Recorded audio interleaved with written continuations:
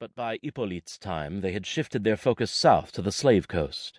From 1,200 a year in the 1640s, exports of the region of Allada shot up to 10,000 a year in the 1690s, and to more than 15,000 a year in the 1700s and 1710s. This increase was made possible by the unstable political context along the slave coast, and ultimately by the willingness of local officials, like Hippolyte's father, to sell their enemies to European traders. At once predator and prey, the Alladas fought the vassal state of Ouida to the south, and then the expanding kingdoms of Akwamu, Dahomey, and Oyo to the west, north, and east. The wars reached their tragic climax in 1724 to 1726, when King Agaja of Dahomey conquered Allada.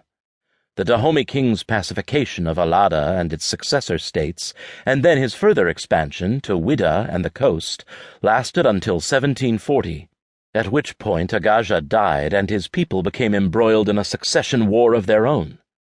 These troubled times provided plenty of opportunities to raid and kidnap and sell. From the 1720s to the 1740s, Dahomey alone exported 6,000 slaves a year, most of them captured in and around the old Allada kingdom. Louverture's father, Hippolyte, made prisoner and sold when his great tribe was incorporated into the kingdom of Dahomey, was among the casualties of Dahomeyan imperialism. So was his first wife. Their children were apparently deported alongside their parents as well. Slaves who had been purchased or captured in the interior of Allada were usually taken to the slave emporium of Glehu near the coast, where they awaited their fate in a dreadful stockade. This must have been a traumatic experience for Hippolyte, who could legitimately fear the worst for himself and his family. Slaves who attracted no buyers could be killed outright. His only hope was to be ransomed by relatives or sold locally, so that he could at least remain in his homeland. Both of those options eluded him, however, and in or around 1740, Hippolyte and his family were sold to French slave traders. A family tradition specifies that it was an Arab merchant who arranged the sale, which is possible, as some Arab merchants were active in Glehu.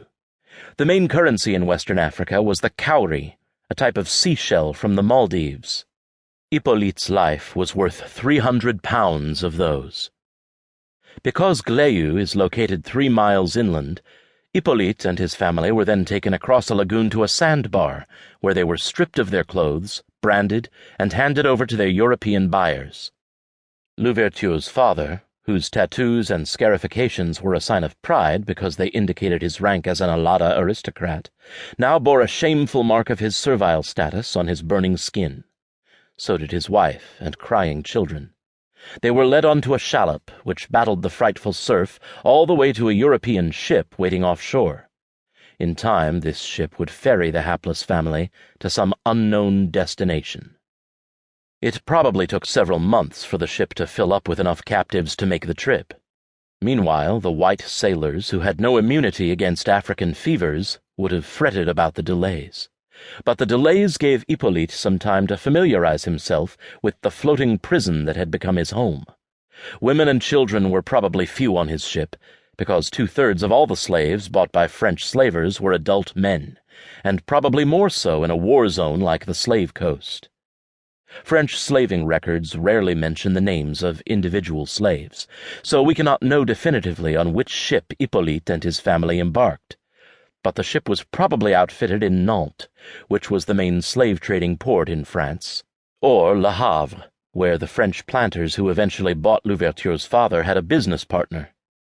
The ship that best fits the timeline is the Hermione, a slave trader that visited the Slave Coast in the fall of 1739 and left the island of Principe, just off the African continent, on May 7, 1740, with a cargo of 260 souls. 2 generations before the Haitian Revolution, resistance was already the order of the day.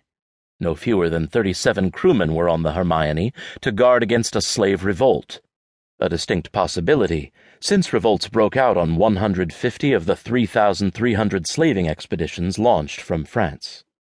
Despite such tight security, 2 men and 3 women managed to throw themselves overboard and drown.